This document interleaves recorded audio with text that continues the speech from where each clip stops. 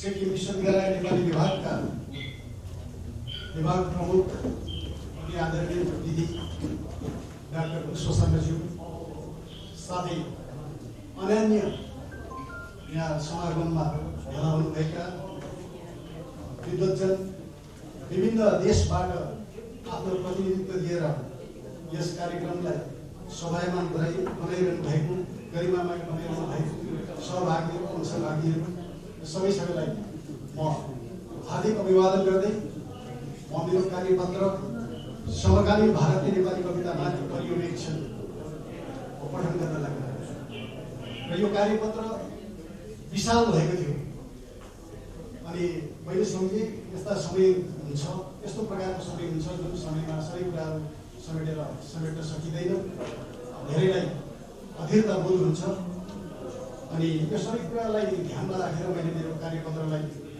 अत्यन्त सीमित ढङ्गमा प्रस्तुत गरेको छु र समकालीन भारतीय नेपाली कवितामाथि पर्यवेक्षण यो पर्यवेक्षण सधैँ पनि हुनसक्छ केही गहन पनि हुनसक्छ अथवा दुईको मिश्रण पनि हुनसक्छ त्यस प्रकारले मैले प्रस्तुत गरेको छु र विभिन्न खण्डहरूमा उपशीर्षकहरूमा मैले यो कार्यपत्रमा मैले विभाजन गरेको छु मैले सर्वप्रथम त समकालीनको अर्थ मैले यहाँले चिनाउन खोजेको छु साहित्यिक गुणवत्ताको हिसाबले त्यसपछि साहित्यमा समकालीनताको तात्पर्य के कस्तो हुन्छ त्यसलाई बुझाउन खोजेको छु त्यसपछि भारतीय नेपाली कविताको प्रवृत्तिगत धारा चिनाउन खोजेको छु प्रवृत्तिगत धारालाई चिनाएर म समकालीन भारतीय नेपाली कवितामा प्रवेश गर्दछु त्यसपछि नै म समकालीन भारतीय नेपाली कविताको स्थिति कस्तो छ त्यसबारे म आफ्नो विश्लेषण अध्ययन अगाडि राख्न चाहन्छु र म सुरु गर्छु समकालीन भारतीय नेपाली कवितामाथि पर्यवेक्षण समकालीनको अर्थ समकालीन शब्द सम र कालीन दुई भिन्न शब्दको यौगिक रूप हो सम शब्दबाट समान बराबर एकै प्रकार एउटै भन्ने अर्थबोध हुन्छ भने कालीन शब्दबाट कालको बेलाको बखतको समयको भन्ने अर्थबोध हुन्छ अर्थात् समकालीन शब्दले एकै समयको एउटै बेलाको एउटै बखतको वा एउटै कालको भन्ने अर्थबोध गराउँछ यो शब्दको निहित अर्थ एक विशेष कालखण्ड हो वा एक विशेष समय हो भन्ने बुझिन्छ अत्याधुनिक युगमा बढी प्रभावी बनेर प्रयुक्त हुन आउने समकालीन शब्दको ज्ञान अनुशासनका विभिन्न क्षेत्रमा आफ्नै अलग महत्त्व र पहिचान देख्न पाइन्छ साहित्यको सन्दर्भमा पनि यसको प्रयोग र महत्त्व बढी निर्णायक भूमिका वहन गर्ने रूपमा पाइन्छ अङ्ग्रेजीमा प्रचलित कन्टेम्पोरेरी शब्दको यो नेपाली रूपान्तर समकालीन हो कुनै पनि साहित्यकारको योगदानको भूमिका वा उपस्थिति तथा कुनै पनि साहित्यमा देख्न पाइने नवीन प्रवृत्ति वा धारा वा मोडलाई समकालीन सन्दर्भमा हेरेर मूल्याङ्कन गर्ने आधार रहिआएको पाइन्छ समकालीन दृष्टि क्षेत्रमा नै कुनै पनि कृति वा कृतिकारको महत्त्व र मूल्यबोध आकलन गर्न सकिन्छ एउटा विश्लेषणको अथवा मूल्याङ्कनको आधारमा समकालीन हामी सबै अहिले यहाँ समकालीन भएर बसिरहेका छौँ त्यति हुँदाहुँदै पनि आफ्नो उमेरका कारणले आफ्ना गतिविधिका कारणले हामी आफ्नो वर्गमा आफ्ना खण्डमा आफ्ना समूहमा हामी समकालीन भएर बाँचेका छौँ भन्ने कुरा यहाँहरूलाई मैले भने र साहित्यमा समकालीनताको तात्पर्य वास्तवमा यो कार्यपत्रमा देखाउन खोजेको चाहिँ समकालीनताको तात्पर्य हो समकालीनता भनिँदै रहन्छ तर त्यो समकालीन चाहिँ कसरी विशेषणहरूबाट विशेष अर्थहरूबाट प्रवृत्त हुन्छ प्रतिफलित हुन्छ त्यो भन्ने कुरो चाहिँ वास्तवमा मूल कुरा हो र त्यसलाई पनि मैले यहाँलाई जनाउन चाहन्छु र साहित्यमा समकालीनताको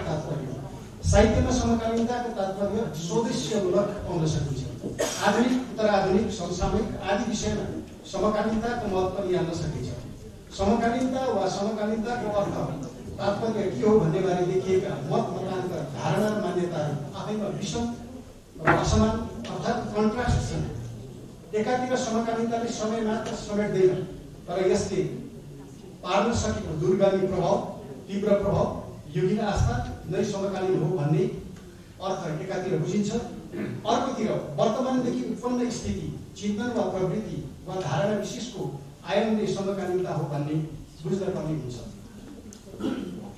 त्यसरी नै समकालीनतासँग समसामयिकताको आधुनिकताको अनि उत्तर आधुनिकताको अन्तर सम्बन्ध र घनिष्ठता देख्न पाइन्छ। यो समकालीन शब्द अथवा समकालीनता शब्दसँग उत्तर आधुनिकता शब्द अथवा आधुनिकता शब्द अथवा समसामयिकता शब्द क्रमशः पर्याय रूपमा प्रचलित छ। र वास्तविक समकालीनता चाहिँ के हो त्यसपछि हामी जान्छौँ। एक प्रकारले समकालीनतालाई आधुनिकता र उत्तर आधुनिकताको पर्याय रूपमा भनिन्छ। वास्तवमा समकालीनता भन्नु नै आधुनिकता हो अथवा आधुनिकता भन्नु र उत्तर आधुनिकता भन्नु पनि समकालीनता नै हो भन्ने कुरा परिलक्षित हुन आउँछ। समकालीन कन्टेम्पोरेरी र समसामयिकता टपिकल दुवै कालसूचक हुनाले दुवैको समय सन्दर्भसँग सम्बन्ध र महत्त्व जडित पाइन्छ। आधुनिकता मोडर्निटी र उत्तर आधुनिकता पोस्ट मोडर्निटीको गतिशीलता र परिवर्तनशीलताबाट उत्पन्न मौलिक चेतना, विचार, दर्शन र मूल्यसँग सम्बन्ध रहन्छ। यद्यपि साहित्यमा आधुनिकता शब्द नै सर्वाधिक व्यापक अर्थबोध गर्ने शब्द प्रतीक हो। उत्तर आधुनिकताको सैद्धान्तिक पृष्ठभूमि अझसम्म पनि विवादास्पद र विरोधाभासकै घेरोमा छ। उत्तर आधुनिकतावादी प्रगति, विज्ञान, दर्शन, बौद्धिकता, सांस्कृतिक मूल्य तथा क्रमिक इतिहासको आस्थालाई अस्वीकार गर्दै विकेन्द्रीकरण, डिसेन्ट्रलाइजेसनलाई महत्त्व र मान्यता दिन्छ। आधुनिकताको धारणा सार्वभौमिकता तथा एकरूपतालाई समाहित गर्न र निरन्तरता दिन तत्पर रहन्छ भने उत्तर आधुनिकतावादका प्रवर्तक जन फ्रान्सोआ लियोटार्ड अनुसार उत्तर आधुनिकतावाद कुनै नयाँ होइन, बरु आधुनिकताकै विशेषताहरूलाई यसले पुनर्लेखन गर्दछ। यो आधुनिकताको कुराहरूलाई पुनर्लेखन हुँदाखेरि चाहिँ उत्तर आधुनिकता बन्छ भन्ने चाहिँ यसका प्रवर्तनकर्ता हुन् जन फ्रान्सोआ लियोटार्डले भनेका छन्। आधुनिकता तथा उत्तर आधुनिकताभित्र रचनाको यथार्थताबोध, प्रयोग, विश्लेषण, ऐतिहासिक विकास प्रक्रिया र प्रतिक्रिया, देशकालको परिवर्तित प्रतिमान तथा जीवन मूल्यहरूको स्वीकृति अस्वीकृतिहरू जागृत भेट्न सकिन्छ भने समकालीनताले ती दुवैको प्रवृत्तिलाई जीवन्त बनाउने प्रेरक ओगट्न खोजेको देखिन्छ। वस्तुतः आधुनिकताको सम्बन्ध गतिशीलता र परिवर्तनशीलतासँग, उत्तर आधुनिकताको सम्बन्ध विकेन्द्रीकरण र विरोधाभाससँग देख्न पाइन्छ भने समकालीनताको सम्बन्ध समयको चेतनासँग र ऐतिहासिक नैरन्तर्यको चेतनासँग घनिष्ठ हुने देखिन्छ। र हामीलाई अहिले नयाँ कुराहरूले प्रभावित पारेको जस्तो हुन्छ अथवा स्पर्श गर्छ। त्यो स्पर्श गर्ने कुराहरूले वास्तवमा समकालीन त्यसरी पनि हामी बुझ्न सक्छौँ। स्टेफन स्पेन्डर भन्छन् समकालीनता आधुनिक संसारकै हो, त्यो लेखनमा आफ्नो ऐतिहासिक प्रबलताले समेटेर प्रकट हुने गर्छ। यसबाट यो स्पष्ट हुन आउँछ समकालीनता युग सापेक्षतामा निहित हुने क्रियाशील तत्त्व हो। युग स्वयं सापेक्ष शब्द भएकोले यसले आफै आफ्नो मूल्य निर्धारण गर्छ। वास्तवमा साहित्यमा युग र समकालीनताको परिप्रेक्ष्य र सन्दर्भ बुझ्नु हो भने भन्ने कुरा टड्का र विषय छ। एरिक आर्बाख अनुसार प्रत्येक युगसँग सम्पर्क राख्न सक्ने साहित्यमा मानवीय भावना र मूल्यहरू नै शाश्वत मानदण्ड स्वरूप हुन्। वास्तवमा मान्छेको यो जीवन प्रक्रियामा जे जति बुझ्दै गएछौँ भने पनि हामीले के हेर्छौँ भने जीवन मूल्यहरूको कुराहरू हामी बुझिरहेका हुन्छौँ। र त्यो जीवन मूल्यलाई उनले शाश्वत मानदण्ड एउटा मान्छेको जमातले बाँचेको मूल्यहरू चाहिँ कहाँनिर देखिन्छ, कसरी त्यो शाश्वत भएर बसिरहेको छ, अजर भएर बसिरहेको छ, ती कुराहरूले टिप्ने काम हुन्छ भन्ने यी विद्वानको भनाइ छ। त्यसरी नै नयाँ समीक्षा जगतका साहित्यिक चिन्तक रेनी बेलेगले त्यसलाई शाश्वतवाद ठान्न पुगेका छन्। एब्सोल्युटिजमबाट भनेका छन्। यो चाहिँ एउटै भन्छ, तर कसरी त्यसलाई प्रस्तुत गर्न सकेको हुन्छ, कुन कविले, कुन कथाकारले, कुनै पनि साहित्यकारले कसरी बाँध्न सकेको हुन्छ, त्यो कुरो चाहिँ महत्त्वपूर्ण हुन्छ। वास्तवमा त्यो शाश्वतवादको एउटा अंश भएर देखा परिरहेको छ भन्ने देखा परिरहेको हुन्छ भन्ने रेनी बेलेगको भनेको हो। अतएव कुनै पनि कृति वा रचनागत आशयसँग जतिसम्म युग सापेक्ष वा समय सापेक्ष प्रभाव र मूल्यबोधहरू समाहित र प्रभावी पाइन्छन् त्यही नै साहित्यको समकालीनता हो भनेर स्वीकार सकिने सम्भावना बढी मान्य रहन्छ। र रचनागत आशयसँग युग सापेक्ष जति नै कुराहरू प्रतिफलित हुन्छन् जसबाट हामी प्रभावित हुन्छौँ, प्रेरित हुन्छौँ अथवा सम्भावना हामीले पाउँछौँ, वास्तवमा त्यही नै हो समकालीन र समकालीनता प्रत्ययको विशेषता प्रयुक्तिले चाहिँ विशेषताहरूलाई दर्शाउने काम गरेको हुन्छ। र भारतीय नेपाली कविताको प्रवृत्तिगत विकासद्वारा भारतीय नेपाली कविता विधाको विकासले तय गरेको यात्रा अवधि सन् 1744 देखि सन् 2019 वर्तमानसम्म 2075 वर्ष वा 3 शताब्दी पुग्न आँटेको अनुमान हुन्छ। अहिले हाम्रो भारतीय नेपाली कविताको विकास यात्रा त्यति मात्रै पुग्दैछ, 275 वर्षमा पुग्दैछ। यस काल अवधिका भारतीय नेपाली कवितालाई सूक्ष्म सर्वेक्षण गरी हेर्नलाई विभिन्न प्रवृत्तिगत मोड वा धारा वा कालखण्डलाई आधार मान्नु उपयुक्त हुन्छ। यस दृष्टिले हेरिएका प्रवृत्तिगत एवं कालक्रमिक चरणगत विभाजन निम्न प्रकार गरिएको छ। 1. पहिलो चरण लोक भावना तथा नीतिमूलक कविता धारा सन् 1744 देखि 1913 सम्म। 2. दोस्रो चरण समाज सांस्कृतिक जागरणमूलक धारा सन् 1914 देखि सन् 1934 सम्म। 3. तेस्रो चरण स्वच्छन्दतामूलक तथा प्रयोगपरक धारा सन् 1935 देखि सन् 1962 सम्म। 4. चौथो चरण आयमेली तथा नवप्रयोगवादी धारा सन् 1963 देखि सन् 1979 सम्म। 5. पाँचौं चरण प्रगतिवादी धारा सन् 1980 देखि सन् 1989 सम्म। 6. छैटौं चरण उत्तर आधुनिक वा समकालीन धारा सन् 1990 देखि यता आयो। र हाम्रो भारतीय नेपाली कविताको समकालीन धारा बितेको 30 वर्ष अथवा त्यसकै लगभग कालखण्डभित्र हामी देख्न पाउँछौँ। अर्थात् सन् 1990 देखि यता चाहिँ हाम्रा कविताहरू चाहिँ समकालीन कविताहरू हो भनेर हामीले माप गर्न सक्छौँ। माथि उल्लेखित चरण विभाजन 16 डोलो र मूल रूपमा गरिएको। यी चरणहरूका पनि प्रत्येक उपचरण र शाखा पनि निर्धारण गर्न सकिने आधार भेटिन्छन्। 275 वर्षको लामो कालखण्डमा सन् 1990 देखि यताको कालखण्ड नै भारतीय नेपाली कविताको उत्तराधुनिक वा समकालीन पक्ष हो भन्न सकिन्छ। समकालीन वा नवीनतम पक्षलाई समकालीनताका पछिबाट हेर्न खोज्दा बितेका 3 दशक वा 30 वर्षको अवधिलाई अवलोकन गर्नुपर्ने हुन्छ। समकालीन भारतीय नेपाली कविता सन् 1990 देखि भारतीय नेपाली साहित्यमा नै बहुलतावादी दृष्टिकोणहरूको प्रक्षेपण गर्न सकिन्छ। त्यसरी कविताको क्षेत्रमा पनि नवीनतम प्रवृत्तिगत विविधता, प्रयोगधर्मिता तथा नव सिद्धान्त र धारणाहरूको प्रवेश र प्रभाव ज्वलन्त रहेको देख्न पाइन्छ। अधिकांश कविताहरूमा प्रयुक्त प्रतीक, बिम्ब तथा मिथ आदिको प्रयोगले युगानुकूल चिन्तनलाई आफ्नै प्रकारले प्रस्तुत गरेको देखिन्छ। समकालीनता, समसामयिकता, आधुनिकता वा उत्तराधुनिकता जस्ता कविताका चिन्तनहरू देखाउन यस अवधिका काव्य उपलब्धि सक्षम भेटिन्छन्। आधुनिक वा अत्याधुनिक जीवनशैलीको बाध्य जीवन भोगाई, राजनैतिक यन्त्रणा र उत्पीडन, आञ्चलिक, वैश्विक र सार्वभौमिक परिवेश, व्यवसायवाद र उपभोक्तावाद, जातीयतावाद र नवमानवतावाद, यान्त्रिकता र सञ्जाल प्रविधि आदिलाई सङ्केत गरिँदै समकालीन नेपाली कवितामा उत्तर संरचनावाद, विनिर्माणवाद, पाठक प्रति सिद्धान्त, नारीवाद, लीला लेखन, दलित लेखन, लिङ्ग विमर्श, परिवेश विमर्श, सीमान्तीकरण अर्थात् किनारीकरण, हस्तक्षेपी र समावेशी आदि दृष्टिकोणहरूको प्रक्षेपण देख्न पाइन्छ। समकालीनताको आग्रह राखेर समसामयिक तथा उत्तराधुनिक नैराज्यिक चेतनालाई प्रतिभाषित गर्ने पक्षमा मनप्रसाद सुब्बाको ऋतु क्यानभासमा रेखाहरू, अक्षर अर्केस्ट्रा, किनाराका आवाजहरू, भुइँखुट्टा अक्षर, नोर्जन सेङ्गेनको रागग्रन्थहरूमा कविता जस्तै कविता, जसञ्जन प्यासीको शान्ति सन्देह, मोहन खकुलीको अभिन्न अक्षर, निशब्द, विद्यापति दाहालको काम्य, नरेशचन्द्र खातीको लीला रेखाहरूका, जीवन नाम्दुको समारोहहरूमा र वैशाख, सुरेन्द्र थिङको ईश्वर, इथरको सन्नाटा, सतीश रसाइलीको तिमी भए नभएको बेला, राजेन्द्र भण्डारीको छर अक्षर र शब्दहरूको पुनर्वास, विचन्द्रको आवेगहरू आदेशहरू, जयन्त कृष्ण शर्माको संसदमा आँसु बन्छ, सुधा एम राईको विरोधाभास र पदचिन्ह, भविलाल लामी छानेको शीर्षक बिन, पी अर्जुनको मनतन्त्रको कुरुक्षेत्र इत्यादि असङ्ख्य कविहरूले युग सापेक्ष वैश्विक तथा स्थायी जीवन परिवेशका अनुभूति र भावबिम्बलाई प्रतिफलित पारेका देखिन्छन्।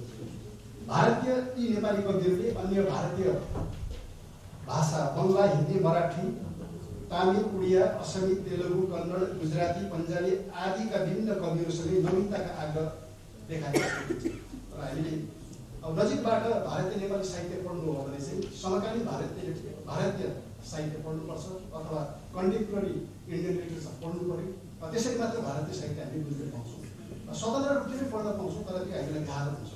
त्यसो हुँदाखेरि साहित्य एकाडेमीद्वारा प्रकाशित यी 2वटा पत्रिकाहरू छन्, समय समयमा त्यसको एन्थोलोजीहरू पनि निस्कन्छ।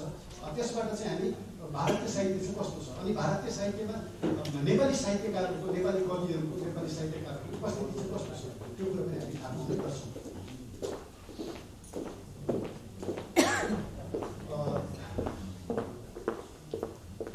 केही दायित्वशील कविहरूका रूपमा परिचित र प्रतिष्ठित छन्। यी कविहरू जो मैले नामहरू गरेँ त्यस अतिरिक्त पनि थुप्रै छन् जो मैले यहाँनिर समेट्न सकिनँ, समेट्न मैले उपयुक्त ठानिनँ,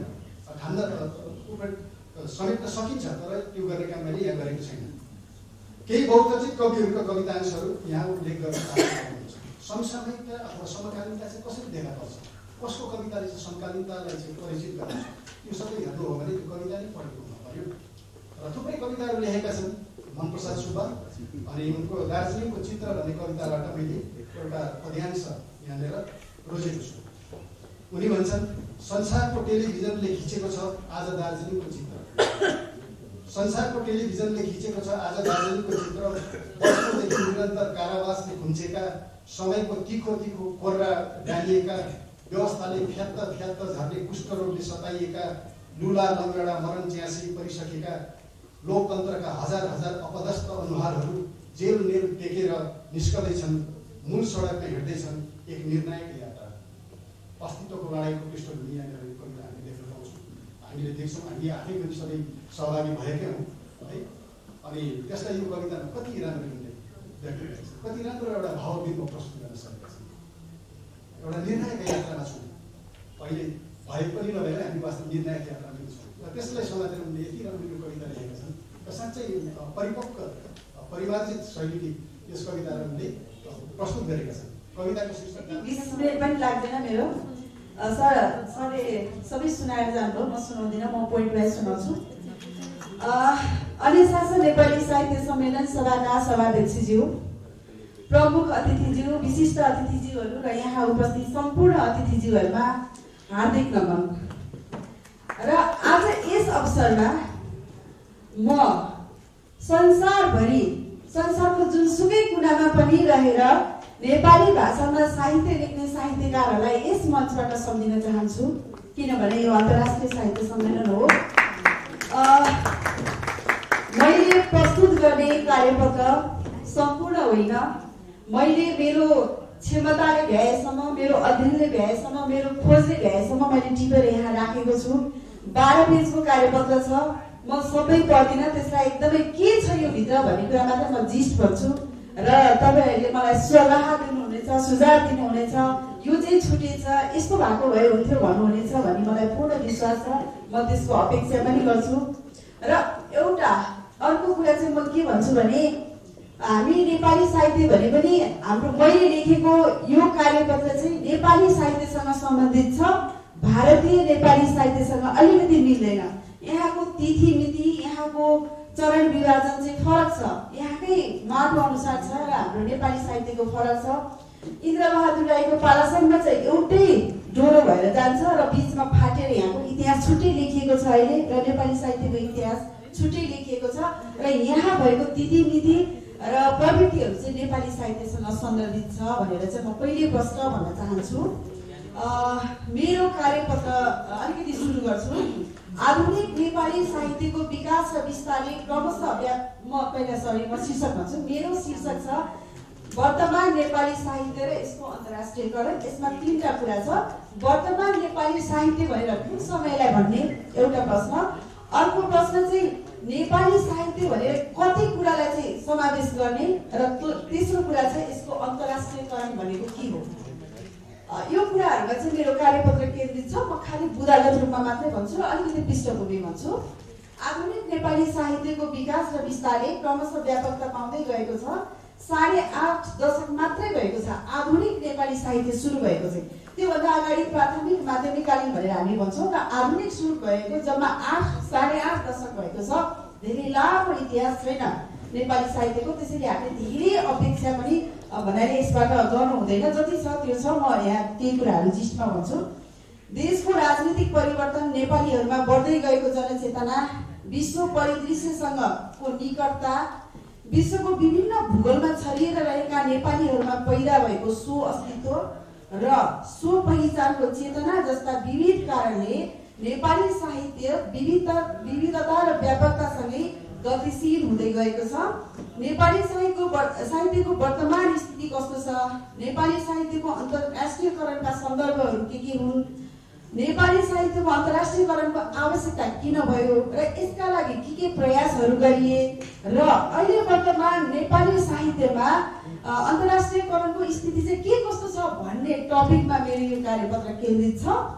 अब मैले तपाईँहरू पढ्न चाहनुहुन्छ भने मेल गरेर पनि पठाउन सक्छु र यो पाउनुभयो भने तपाईँहरूले यसलाई पढेर मनन गर्न सक्नुहुनेछ।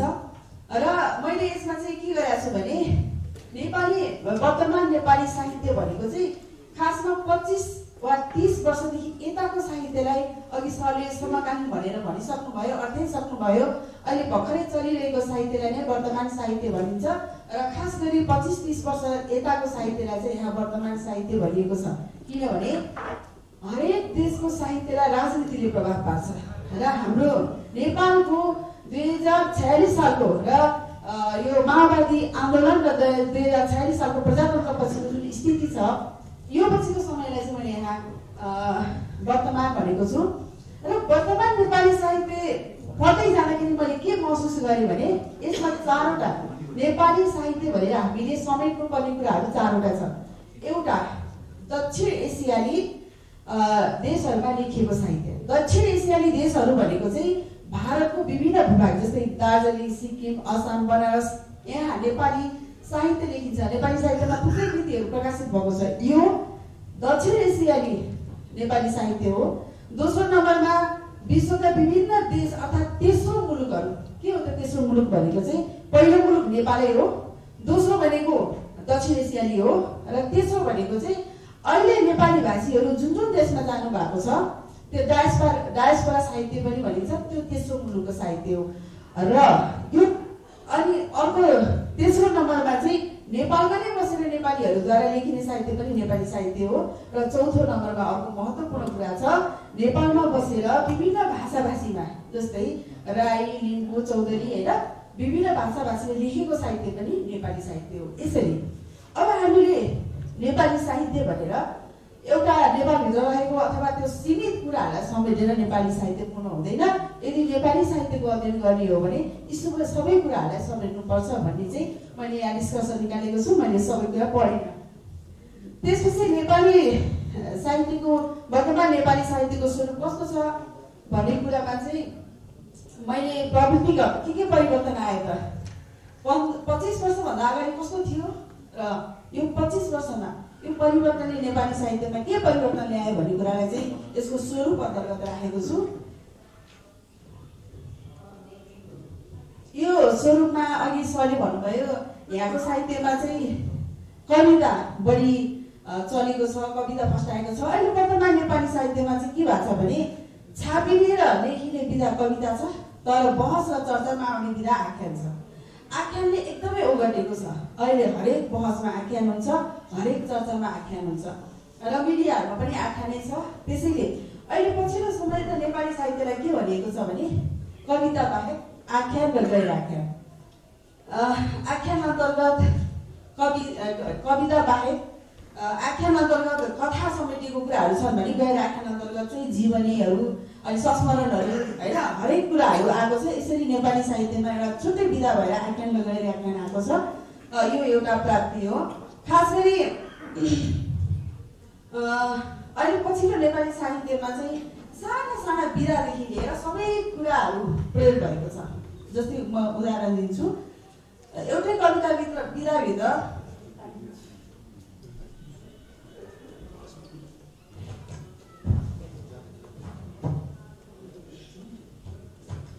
यसमा चाहिँ के छ भने एउटै कविता विधाभित्र ताङ्का, हाइकु, मुक्तक, महाकाव्य, खण्डकाव्य, लामो कवितादेखि लिएर थुप्रै हाँगाहरू छ हैन। कविताको यो विधाहरू पनि एकदमै आफ्नै विधागत इतिहास बनाउँदै अघि बढेको छ। जस्तै मुक्तको छुट्टै इतिहास छ, हाइकुको छुट्टै इतिहास छ, गजलको छुट्टै इतिहास छ, गीतको छुट्टै इतिहास छ। यो सबै सङ्गठित रूपमा आएको छ। यो वर्तमान साहित्यको एउटा प्राप्ति हो। विधागत रूपमा विविधता देखिन्छ। जस्तै विधा मिश्रण भएको छ, विधा भञ्जन भएको छ, सूत्र उपन्यासहरू आएको छ, सूत्र काव्यहरू आएको छ। यति धेरै प्रयोगहरू भएको छ। यो एउटा वर्तमान नेपाली साहित्यको स्वरूप हो। र अनि अर्को के छ भन्दा नेपाली साहित्यमा अहिले एउटा मात्रै परम्परा भन्दा एकदमै भिन्न भएको छ। विषयवस्तुहरू भूगोलबाट पनि आएको छ, साइबर प्रविधिहरूबाट पनि आएको छ, विज्ञानबाट आएको छ, मिथकहरू आएको छ, पौराणिक कुराहरू आएको छ। यसरी विषयवस्तुको हिसाबले पनि वर्तमान नेपाली साहित्यमा एकदमै भिन्न विविधता छ। यो पनि एउटा वर्तमान नेपाली साहित्यको एउटा स्वरूप हो मलाई जस्तो लाग्छ। त्यसै गरेर विभिन्न मुलुकमा जस्तै आजको नेपाली साहित्य नेपालको भूगोलमा मात्र सीमित छैन।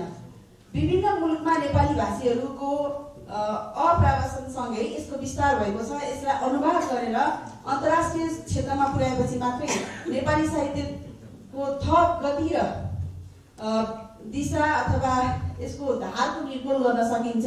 किनभने हामी नेपाली साहित्यभित्रै सीमित भएर यसलाई मापन गर्न सक्दैनौँ। विश्व साहित्यको स्तरमा हामी कहाँ छौँ भन्ने कुराले पनि हाम्रो साहित्यको स्तर निर्धारण गर्दछ। यो कुराहरू गर्न चाहिँ आवश्यक छ भनेर मैले यहाँ लेखेको छु। सबै कुरा मैले यहाँनिर पढिनँ। अब नेपाली साहित्यको अन्तर्राष्ट्रियकरणको सन्दर्भ चाहिँ के कस्तो छ भन्ने कुरामा मैले यहाँ दुईटा कुरा महत्त्वपूर्ण कुरा देखेँ। हामी अन्तर्राष्ट्रियकरण भन्दैछौँ, यहाँ दुईटा कुरा छ। एउटा छ नेपाली साहित्यका कृतिहरूलाई विश्वका विभिन्न भाषामा अनुवाद गरी विश्व बजार र विश्व क्षेत्रका धेरैभन्दा धेरै पाठकहरू माझमा पुर्याएर गरिने अन्तर्राष्ट्रियकरण एउटा महत्त्वपूर्ण अन्तर्राष्ट्रियकरण हो हैन। त्यो सबभन्दा महत्त्वपूर्ण हुन्छ। अनि अर्को छ नेपाली साहित्यलाई देशभित्र मात्रै सीमित नराखेर विश्वका विभिन्न ठाउँहरूमा जहाँ जहाँ नेपालीहरू बस्छन् त्यो ठाउँमा पुर्याएर गरिने अन्तर्राष्ट्रियकरण अर्को छ। यसरी हेर्दाखेरि नेपाली भाषा साहित्यको अन्तर्राष्ट्रियकरण दुई प्रकारले भएको छ।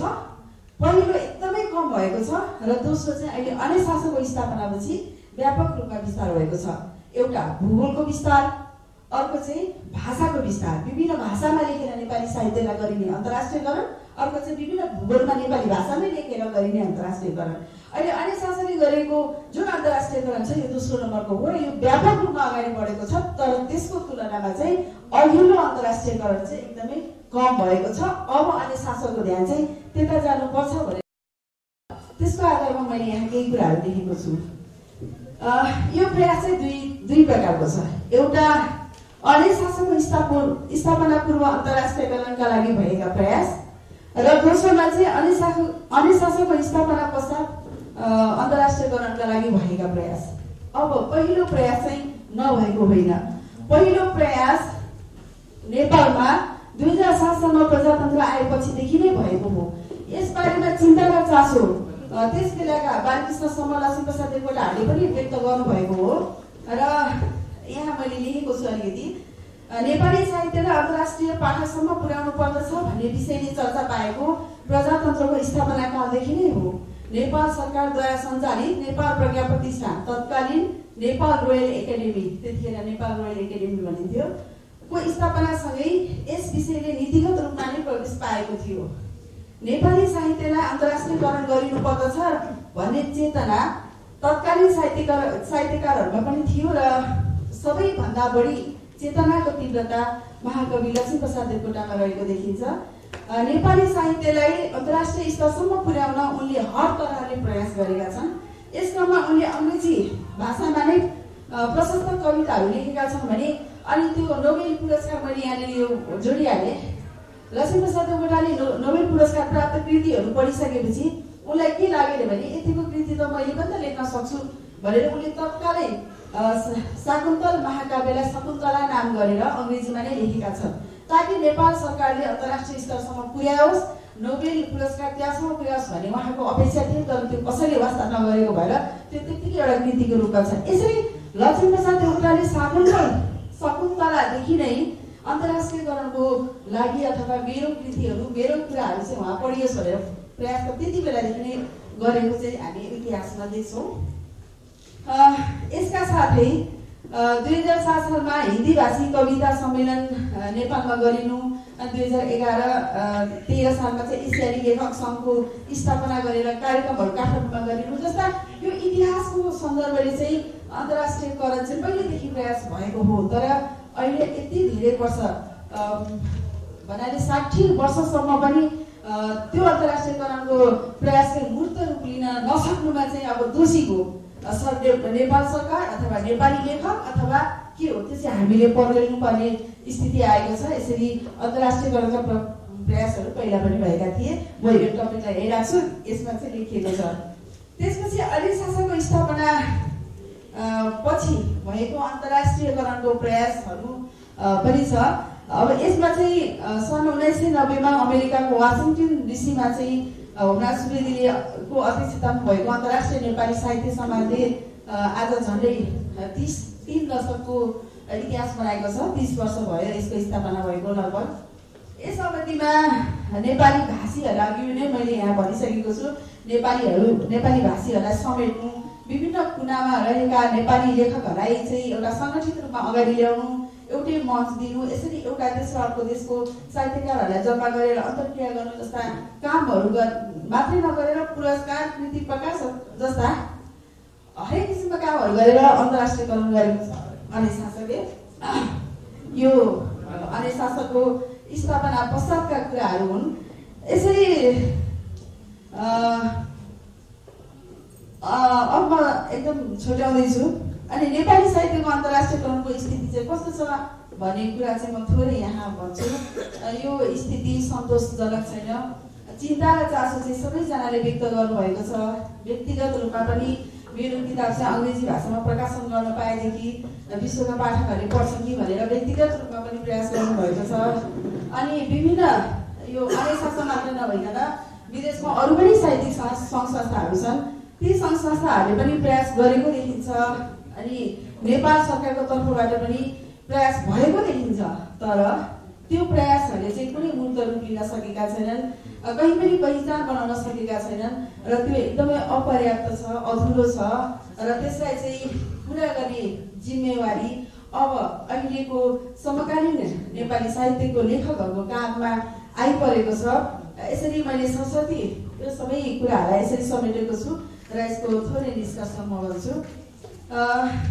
साहित्यको विभिन्न विधा, उपविधा, साहित्यमा प्रयुक्त नवीन प्रयोग र यसको भौगोलिक रूपमा भएको विस्तारले वर्तमान नेपाली साहित्यको मूल प्रवाह व्यापक र गतिशील बनेको छ।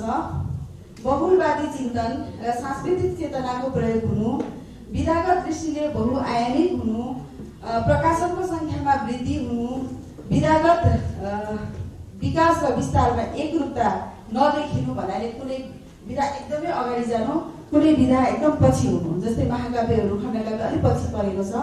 यसरी एकरूपता नदेखिनु, अनि नेपालको भूगोलभित्र मात्र सीमित नरही विश्वका कुना कुनासम्म विस्तार हुनु, अनि अनुवादको प्रयास भए पनि यथेष्ट रूपमा हुन नसक्नु, प्रविधिको माध्यमबाट विभिन्न साहित्यिक समूहको निर्माण गरी विश्वव्यापीकरण गरिनु, राष्ट्रिय तथा अन्तर्राष्ट्रिय स्तरका साहित्यिक उत्सव, महोत्सवहरू, सङ्गोष्ठीहरू हुनु र विभिन्न पक्षहरूमाथि अन्तर्क्रिया हुनु जस्ता विशेषताहरू अहिलेको वर्तमान नेपाली साहित्यका विशेषताहरू हुन् र यिनै विशेषताहरूलाई बोकेर वर्तमान नेपाली साहित्य अगाडि बढेको छ।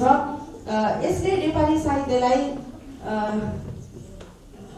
नेपाली संस्थाहरूको मातृभूमि छाडेर विदेश भूमिमा स्थानान्तरण हुने प्रक्रियाले नेपाली साहित्यको विश्वव्यापीकरण भएको छ। तर यो केवल भौगोलिक रूपमा मात्रै भएको अन्तर्राष्ट्रियकरण हो। यसले नेपाली साहित्यलाई नेपाली भाषी पाठकहरूमा मात्र सीमित बनाउँछ। नेपाली साहित्यको अन्तर्राष्ट्रियकरणको लागि सबैभन्दा महत्त्वपूर्ण कुरा भाषा हो। विश्वका विभिन्न भाषामा अनुवाद भएर नेपाली साहित्य विश्वको पाठकहरूको हातमा नपुगेसम्म र विभिन्न देशका अन्तर्राष्ट्रिय र साहित्यिक संस्थाहरूसँग सहकार्य नभएसम्म नेपाली साहित्यको अन्तर्राष्ट्रियकरणले सही दिशा र गति लिन नसक्ने देखिन्छ र यसका लागि अब कारणले राजनीतिक सीमाङ्कन छुट्यो, त्यति मात्रै हो।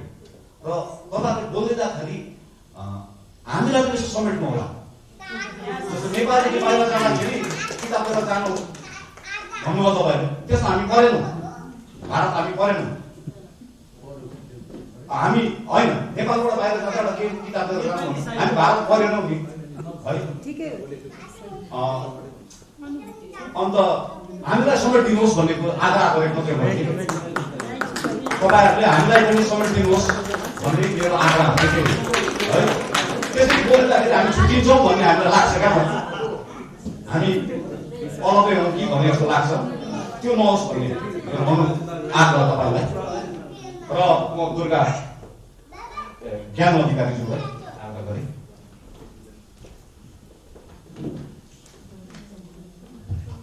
धन्यवाद। फेरि पनि नमस्कार। म छोटोमा भन्छु, पहिला त सरसँगै कुरालाई भन्छु, जहाँनिर भाषा आउँछ त्यहाँ कहिले पनि हामी छुटिँदैनौँ। जब भूगोल आउँछ भने हामी छुटिन्छौँ। भाषा र साहित्यमा हामी कहिले छुटिँदैनौँ। म यति मात्रै भन्छु। यहाँ प्रतिक्रिया दिनुहुने सबैजनालाई धन्यवाद। जसले सुन्नुभयो उहाँलाई पनि आभार। र ऋषभ सरले भन्नुभएको कुरा एकदमै राम्रो हो। मेरो कार्यपत्रमा त्यो अनुवाद कति भए, म कसले गरेँ, अहिलेसम्म के भयो भन्ने कुरा आएको भए अझै राम्रो हुन्थ्यो। र गोविन्द सरले अनुवाद गर्नुभएको छ, मैले थुप्रै पढाएको छु, अनुवादको किताबै पनि पढाएको छु। अनिल सरले भर्खरै एउटा कथा, धेरैजनाको कथा सङ्ग्रह नै अङ्ग्रेजीमा अनुवाद गरेको छ, त्यो कुरा पनि छ। महेश पौड्यालले त्यो छ, त्यो किताब मसँग पनि छ। ती सबै कुरा हुँदा हुँदै पनि कस्तो हुन्छ भने कार्यपत्रको आफ्नै एउटा सीमा हुन्छ, एउटा विषय हुन्छ। म त्यसरी बहकिएँ भने मैले गोविन्दराज सरको जब त्यो रेफरेन्स लिन्छु नि, अर्को अनुवादकले मलाई औँला उठाउँछ, उसको मात्रै किन, मेरो किन नै। अनि म अनुवादभित्र जब छिर्छु मेरो कार्यपत्र बहकिन्छ, होइन। मलाई त्यो कुरा थाहा हुँदाहुँदै मैले खालि अन्तर्राष्ट्रियकरण कसरी भयो भन्दा दुई प्रकारले, एक प्रकारले भूगोलबाट, अर्को प्रकारबाट भाषा हुन बाँकी नै छ भन्ने कुराहरू मैले गरेँ। सर हजुरले भन्नुभएको विषयमा अर्कोपल्ट अनेक सरले मलाई कार्यपत्र लेख्नको लागि अन्तर्राष्ट्रियकरणको लागि अनुवाद भन्ने शीर्षक दियो भने मैले त्यो सबै कुरा समेटेर चाहिँ अनुवाद कसरी भयो, के भयो भन्ने कुरा लेख्छु। त्यसको अर्को छुट्टै टपिक हुन्छ भन्ने म निवेदन गर्दछु। र लोकराज सरले आएर भन्नुभएको कुरा मलाई लाग्यो, उहाँले आफ्नो अनुभूति सुनाउनु भयो। हो, जुन ठाउँमा लेखिए पनि यो ठाउँमा ऊ ठाउँमा हुँदैन। साहित्य भनेको सार्वभौम हो, खालि भाषाले मात्रै छेकेको हो। त्यो साहित्य कसैको पनि होइन, जसले फिल गरे उसैको हो। कविताको पाठक भनेको सुन्छु मैले, पाठक होइन, कविताको जहिले भावक हुन्छ। किनभने कवितालाई फिल नगर्ने मान्छे कविता बुझ्दै बुझ्दैन, जब फिल गर्छ त्यो अनुभूत हुन्छ, पढ्ने होइन, त्यो भाव लिने हो, त्यो भावक हो। त्यसैले मैले लोकराज सरले भन्नुभएको कुरामा मेरो सहमति छ, मैले यति मात्रै भने। अनि सीता विष्ट म्यामले भन्नुभएको कुरा, यसमा महिलाको पनि कुरा आएको भए हुन्थ्यो भन्नुभयो, कति भयो भनेर जिज्ञासा राख्नुभयो। अनुवाद आफैमा दरिद्र छ हाम्रो साहित्यमा। अब समृद्ध भएपछि बल्ल हामी महिला जनजाति उ गर्छौँ, समग्रमै एकदमै कमजोर छ भनेदेखि अब त्यहाँनिर महिला कति भयो, दलितहरूले कति गरे, जनजातिले साहित्य कति अनुवाद भयो भनेर खोज्ने बेला अझै भएको छैन। मेरो अनुवाद साहित्यमा चाहिँ अनुवाद साहित्यमा कस्तो हुन्छ भने पर्सनल्ली मैले मेरो साथी कोही अङ्ग्रेजी समग्र साहित्य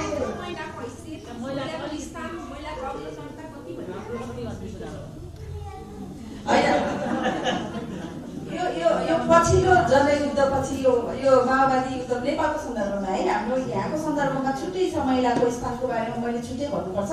नेपालको सन्दर्भमा चाहिँ मैले भने नि अलिकति राजनीतिक चेतना, सामाजिक चेतनाबाट नै साहित्यको पनि स्तर वृद्धि हुने हो।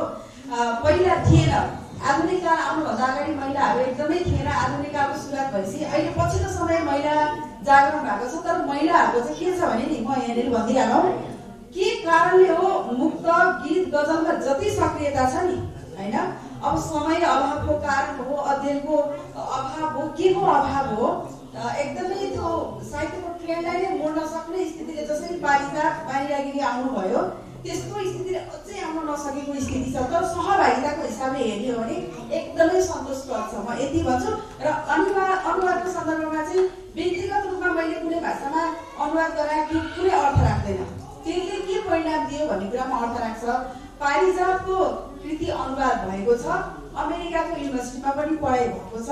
हामीले महिलाको प्रतिनिधित्व हेर्ने हो भने पारिजात नै हो। म अहिले यति भन्छु सीता म्यामको कुरामा चाहिँ। त्यसपछि दुर्गा सरलाई म हार्दिक आभार व्यक्त गर्दछु। मैले कार्यपत्रमा भन्न छुटाएको कुराहरू पनि सरले निकालिदिनु भयो, मेरो लागि फाइदै भयो।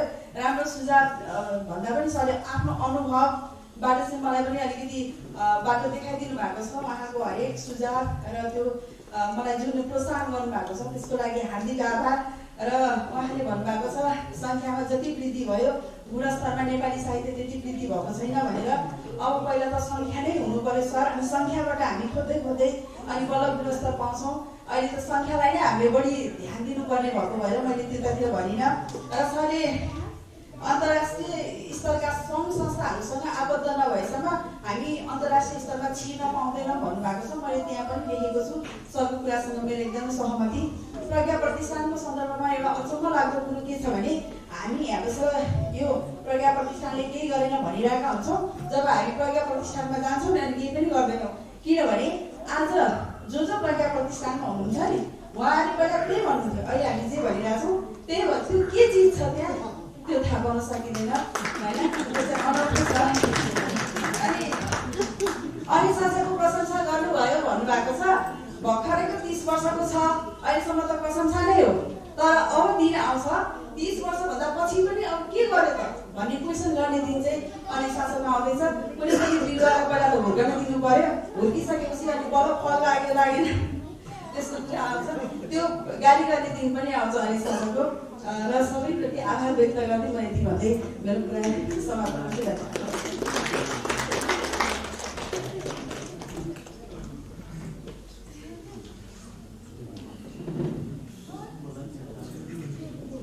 हामी पहिलो सत्रमै छौँ। याद राख्नु पहिलो सत्रको कार्यपत्रमाथि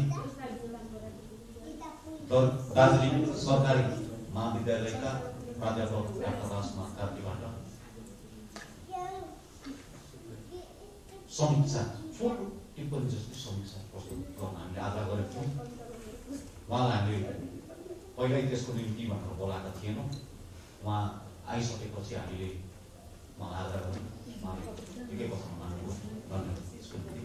राजकुमार सर।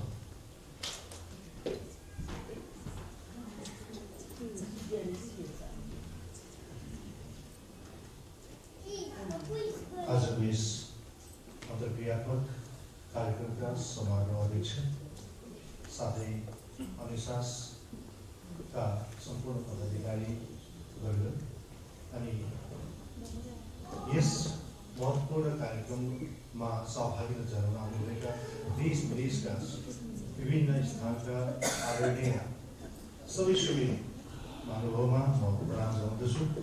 र अघि सरस्वती भनिहाल्नुभयो मलाई यो कुनै जानकारी पनि थिएन। म त सुन्न आएको।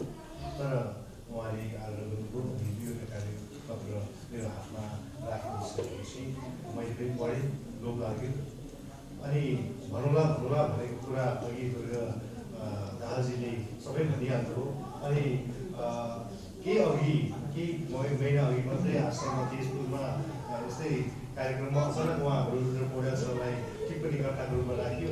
अनि सरले जुन प्रकारले भनेर चाहिँ त्यो कार्यक्रमबाट बिदा दिनुभएको थियो त्यही अपनाऊ कि भनेर मैले पनि प्लान बनाउँदै थिएँ त्यहाँ बसेर। तर म पाइनँ। दुर्गा हातीबाट दाहालजीले कार्यपत्रमाथि भन्दा पनि अनुभवको कुराहरू धेरै राख्नुभयो। कार्यपत्रमा टिप्पणी गर्नु दुईवटा कार्यपत्र हामीले अघि सुन्यौँ। साह्रै रोचक अनि गम्भीरतापूर्वक लिएर लेखिएको एउटा कवितामाथि एउटा अन्तर्राष्ट्रिय पक्षलाई लिएर नेपाली वर्तमान नेपाली साहित्य र यस अन्तर्राष्ट्रियकरणमाथि लिएर लेखिएको ज्ञान अधिकारी र कृष्णराज घतानी ज्यूको हामीले कार्यपत्र सुन्यौँ। कृष्णराज घतानी र म गुरु चेलाको सम्बन्ध छ। दुर्भाग्य अहिले सर हुनुहुन्न। अघि भन्दै हुनुहुन्थ्यो। मैले पनि भने सरको कार्यपत्रमाथि म विद्यार्थीले के टिप्पणी गर्ने तपाईँले सम्पूर्ण कुरा राम्रोसँग राखिहाल्नु भएको छ भने तरै पनि अब तिम्रो जस्तो लाग्छ आफ्नो मन्तव्य र सरको कार्यपत्रमाथि नै पहिला राखौँ कि कार्यपत्र सर्वेक्षणमूलक नै लाग्यो। त्यसमा धेरैवटा पक्षहरू अवश्य छुटेकै छ। तर उहाँले छुटाउनु चाहेर पनि त्यो समेट्नु सकिँदैन। जो कोहीलाई पनि त्यो कार्यपत्रको भार आइलाग्यो भने त्यस्तो हुन्छै हो।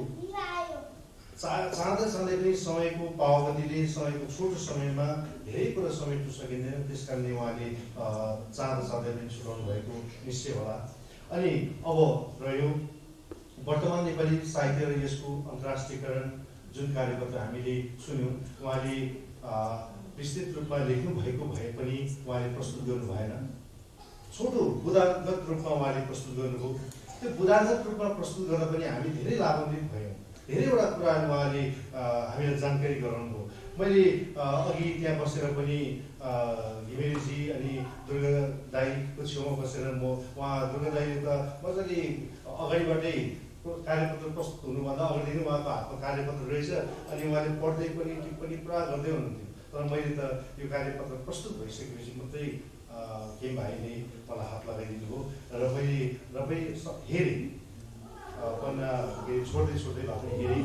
तर धेरै कुरा उहाँले लेख्नु भएको रहेछ, यहाँ अटाउनु भएको रहेछ। एउटा क्षेत्रमा मात्र होइन, के अरे कविता कथा एउटा क्षेत्र मात्र नभएर सम्पूर्ण साहित्यमाथि उहाँले आफ्नो मन्तव्य प्रकाश पार्नु भएको छ। अनि अन्तर्राष्ट्रियकरण कसरी गर्न सकिन्छ अनि यो अन्तर्राष्ट्रिय नेपाली साहित्य समाजको स्थापनापछि स्थापना अघि र यो स्थापना पछिको कार्यक्रम कलकत्ताबाटै गरेको त्यो हामीले आफैले नगरेर यताकोले नगरेर बङ्गलाकै उहाँले गरेर कलकत्ताबाट रिलिज गर्नुभयो, त्यो विमोचन गरेर त्यो बजारमा आयो। अनि अङ्ग्रेजीको पनि कलकत्ताकै एकजना बङ्गला लेखक अनि अङ्ग्रेजीमा कलम गर्नुहुन्छ उहाँले अनुवाद गरेर त्यो तिहारपछि बजारमा आउँदैछ, त्योबाट जानकारी मैले गराएँ।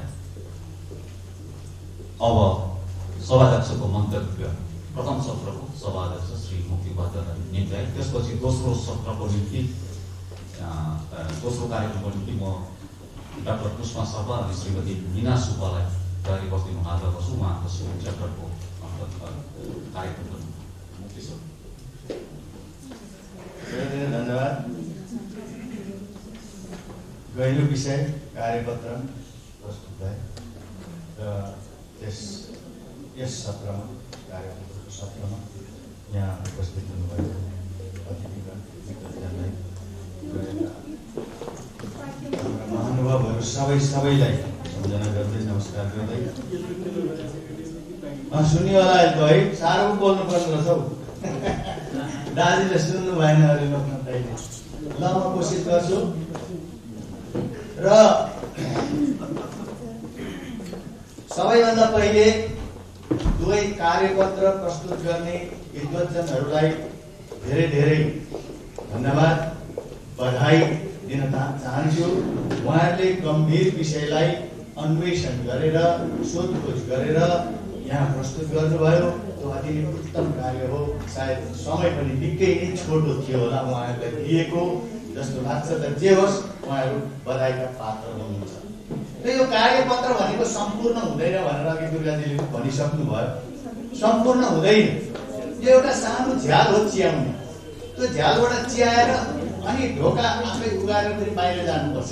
अब बाहिर जाँदा अन्वेषण हुन्छ है, ठाउँ ठाउँमा गवेषणा हुन्छ, त्यसपछि मात्रै उचित मूल्याङ्कन र उचित खोज हामी पाउँछौँ। सानो कार्यपत्र भनेको एउटा परिचय टिप्पणी मात्रै हो भन्ने मलाई लाग्छ।